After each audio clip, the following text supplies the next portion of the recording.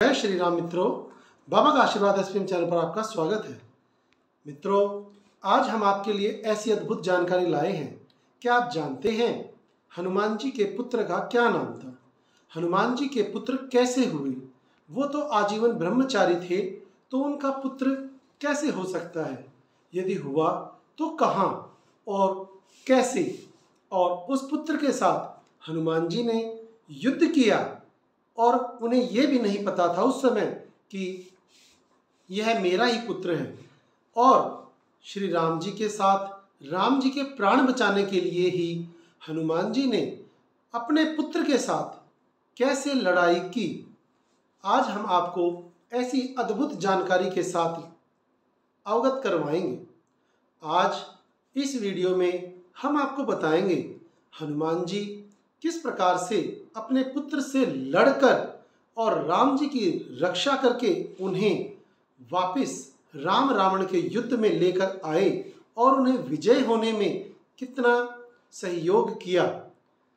जब हनुमान जी सीता माता की खोज में लंका गए थे, उस समय उन्होंने सीता मैया का पता लगाने के बाद जब अशोक वाटिका को उजाड़ा, फल फ्रूट खाए और रावण के सामने उपस्थित हुए, तब हनुमान जी को दंडित करने के लिए लंकापति रावण ने एक युक्ति निकाली जिससे उनके प्राण भी बच जाएं और उनका मान सम्मान मर्दन हो जाए, उनका मान सम्मान खत्म कर दिया जाए। तो ऐसी युक्ति में उन्होंने हनुमान जी की पूंछ पर आग लगाने की सोची। आग लगाने के लिए जैसे ही हनुमान जी की पूंछ पर कपड़े लपेटे गए, तेल में भिगोकर हनुमान जी अपनी पूंछ को और भी लंबा करते चले गए, और भी लंबा करते चले गए।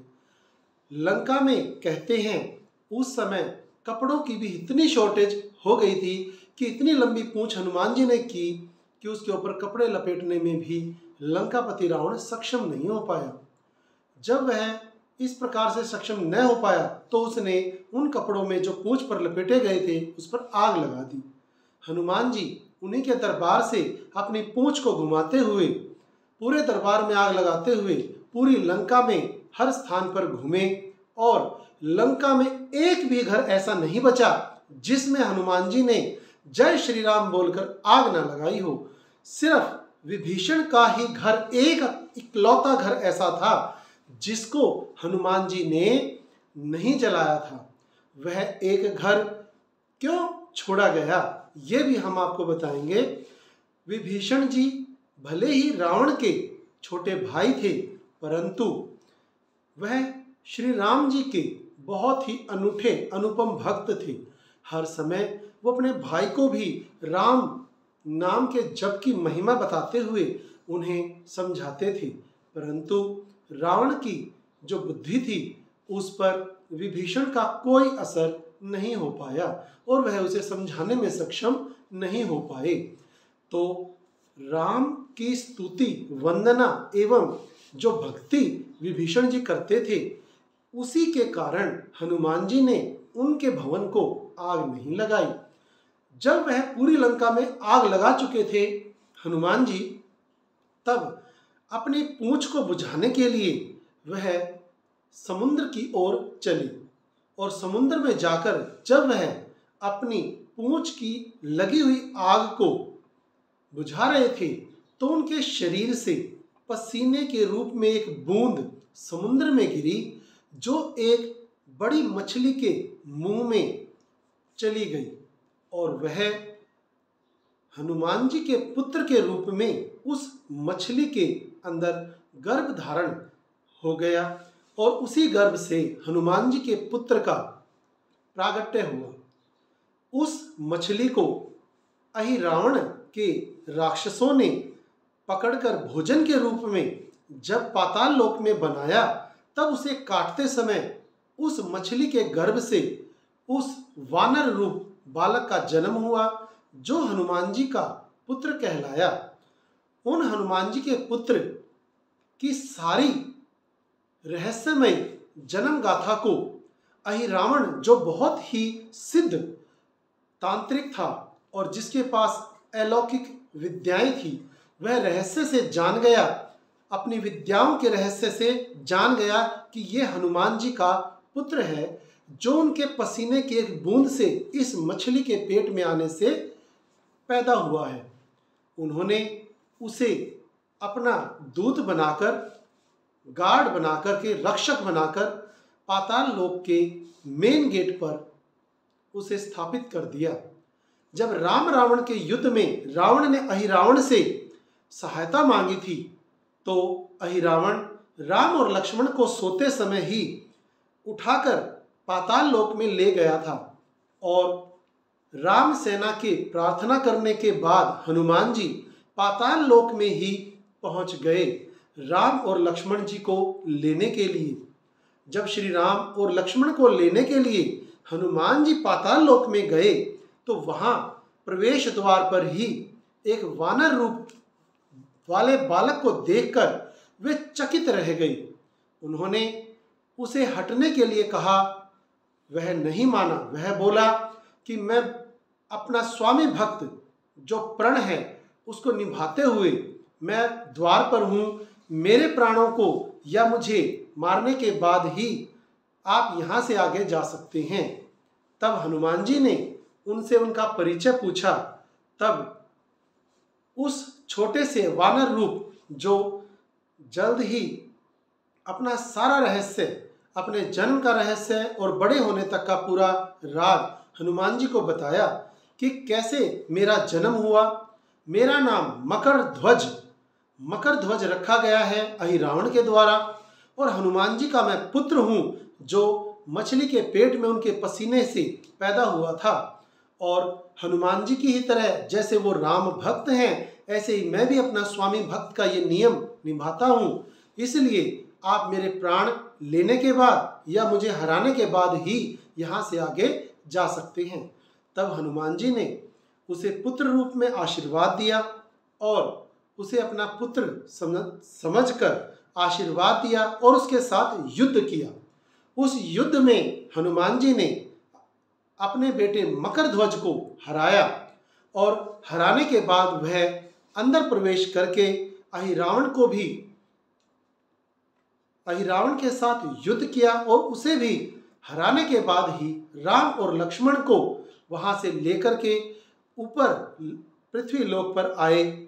और राम रावण के युद्ध में इस प्रकार से हनुमान जी ने राम जी की सहायता करके उन्हें विशेष रूप से सहयोग दिया, ताकि वो रावण को हराकर सीता मैया को लंका से अवधपुरी में आराम से लेकर आ सकें। आप जान पाए बाबा का आशीर्वाद SPM चैनल पर कि हनुमान जी के पुत्र का नाम मकर ध्वज है, जो हर प्रकार से प्रेतों को, संकटों को, अन्य जो ओपरी पराई की हवा होती है उसे पाताल लोक में पकड़कर कैद करने के लिए हनुमान जी ने जैसे उन्हें आशीर्वाद दिया था, वह आज भी उसी प्रकार से इस नियम को, इस वरदान को सिद्ध करते हुए हनुमान जी के और राम जी के भक्तों को या साधना करने वाले भक्तों के हर प्रकार के संकट को पकड़कर पाताल लोक में दबा देते हैं और उन्हें अनेक प्रकार से सिद्धि संपन्न बनाने में सहायता करते हैं। इस प्रकार से मकर ध्वज जी का जो मंदिर है वह भी गुजरात में आपको देखने को मिलेगा, या जहाँ पर भी संकट मोचन हनुमान के संकट मोचन रूप का पूजन किया जाता है, वहाँ पर भूत प्रेतों को पकड़ने के लिए और पाताल लोक में ले जाने के लिए हनुमान जी के पुत्र मकर ध्वज की पूजा अवश्य की जाती है, और वहाँ पर उनका भी मंदिर जरूर बना हुआ होता है। हनुमान जी के आशीर्वाद से ही गुजरात प्रांत में मकर ध्वज की पूजा की जाती है, और मकर ध्वज के पुत्र जेठी ध्वज जो हुए हैं उनको भी बहुत वीर माना जाता है। ग्वालियर में स्थित करहिया क्षेत्र के जंगलों में इनका मंदिर है, वहाँ पर भी इनकी विशेष पूजा आराधना की जाती है। माना जाता है कई जगह पर इनकी पूजा पाताल नरेश के रूप में की जाती है। बुरी आत्माओं को पाताल लोक में ले जाने के लिए मकर ध्वज जी का विशेष रूप से पूजन सत्कार किया जाता है। हनुमान जी का साथ भी इसीलिए इनको प्राप्त है। बुरी आत्माओं को पृथ्वी पर जब नहीं रखना होता है तो हनुमान जी मकर ध्वज को पुकार कर उन्हें सभी आत्माओं को पाताल लोक में कैद करने का आदेश देते हैं। हनुमान जी आप जानते हैं कि चिरंजीवी हैं।